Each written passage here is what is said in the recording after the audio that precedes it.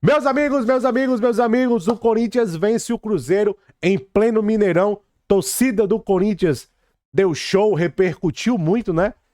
60 mil cruzeirenses e a torcida do Corinthians tinha o quê? 3, 4 mil? Nem sei. Dominou o Mineirão. Tem que respeitar o Dorival Júnior, rapaziada, ó. Esse jogo aqui tem muitas camadas. A gente vai analisar tudinho. Muitas camadas. Por exemplo, a primeira camada. Acabou? Não. Não acabou, né, rapaziada? O Cruzeiro tem totais condições de ir para São Paulo e conseguir um placar. Totais condições. Agora, o Cruzeiro deu uma vantagem muito boa pro Corinthians e o Dorival... E outra coisa, o Dorival sabe exatamente como é que o Cruzeiro vai jogar.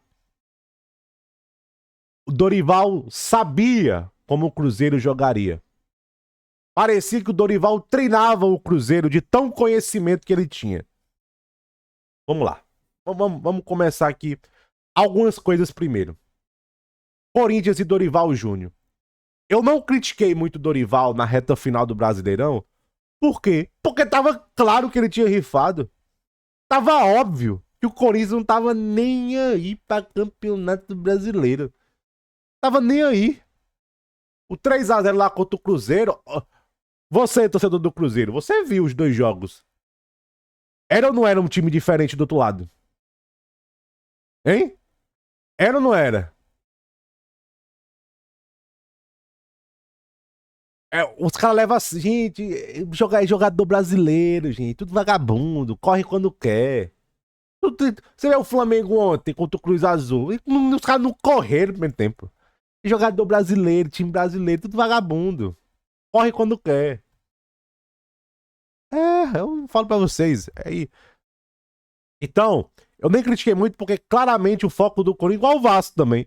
Por exemplo, eu não sei se o Vasco vai ganhar do Fluminense hoje, mas eu não acho que o Fluminense vai enfiar 5 no Vasco igual o Atlético Mineiro fez.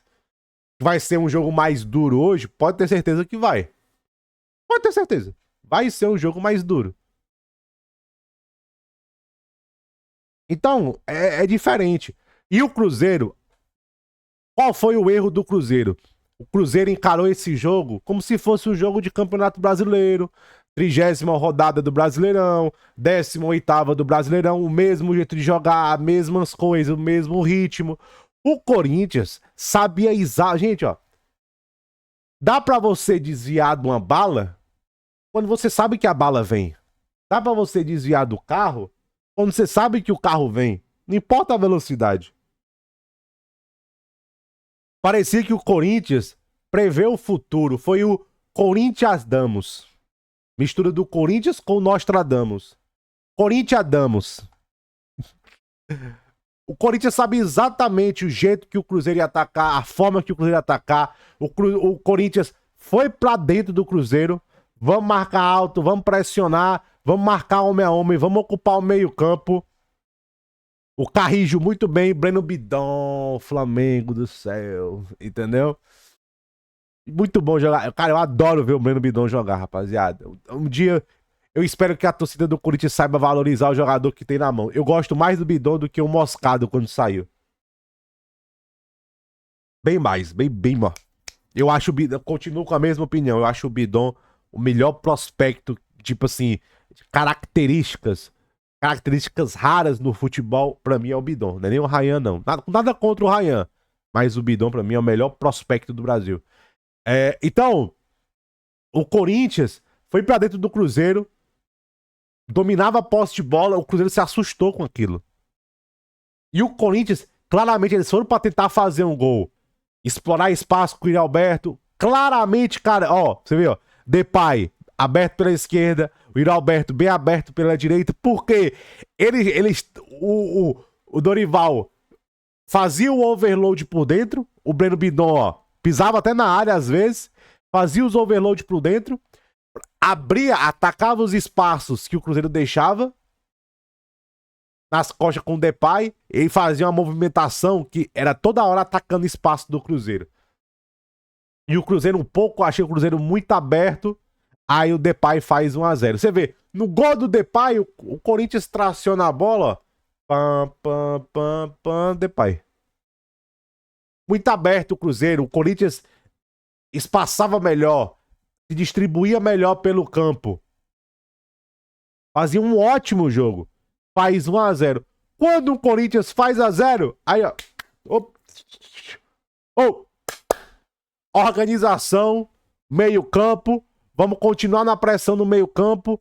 As dobras de marcação. Martínez dobra com o Mateuzinho. Carrijo. Aí, não, acho que era mais o Maicon, que abria mais um pouco. Parece que Maicon.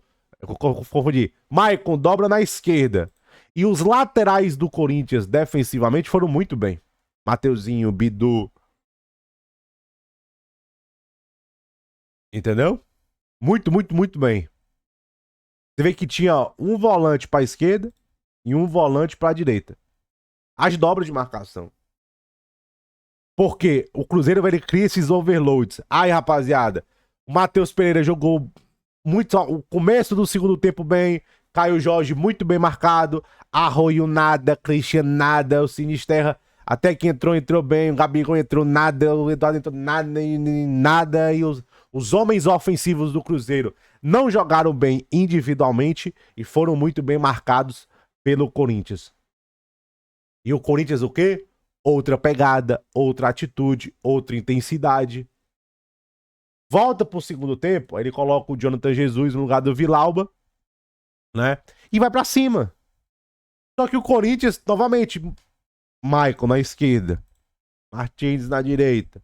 Aí o Carrijo também voltava aqui. Aí o Yuri Alberto também voltava para recompor. O Breno Bidon também vinha um pouco aqui para ajudar na esquerda, na recomposição, no 4-4-2.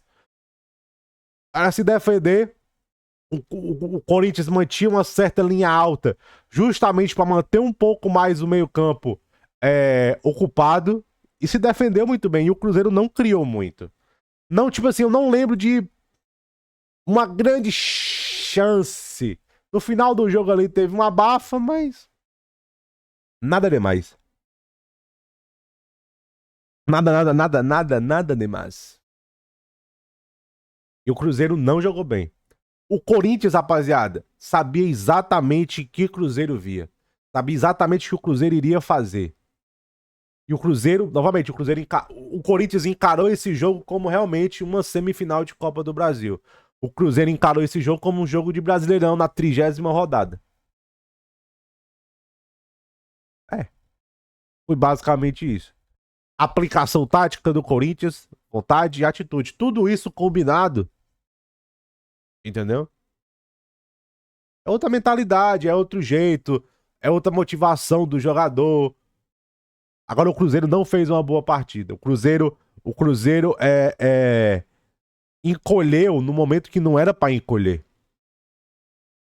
O Cruzeiro derreteu no momento que não pode. Semifinal assim, entendeu? Não pode derreter tanto. Acabou? Não. O Cruzeiro tem totais condições de ir para São Paulo e ganhar o jogo. Agora, o que é que o Cruzeiro precisa fazer em São Paulo? Trazer alguma coisa nova, alguma variação nova, alguma jogada nova e jogar bem, né? De preferência, né? Jogar bem, né? Jogar bem. Trazer alguma coisa nova. O Cruzeiro tem que trazer alguma coisa para surpreender o Corinthians. Porque se for a mesma coisa, talvez até jogando bem, talvez não seja suficiente. E o Corinthians tem que jogar no erro do Cruzeiro, contra-ataque, jogar no desespero do Cruzeiro. Mas se eu fosse o Corinthians, manteria muito esse plano de jogo de pressionar o meio-campo. Se eu fosse o Corinthians em casa, não ficaria simplesmente jogando de bloco médio e baixo. Jogar de bloco baixo esperando o Cruzeiro. Não. Joga também, vai pra dentro, marca alto, incomoda, força um erro. Ó, se o Cruzeiro já vai entrar desesperado, se você faz 1-0, aí que o desespero aumenta. Aí com desespero maior, você joga no erro dos caras. E da parte do Cruzeiro, vai ter que trazer algo novo e a rapaziada vai ter que jogar bem.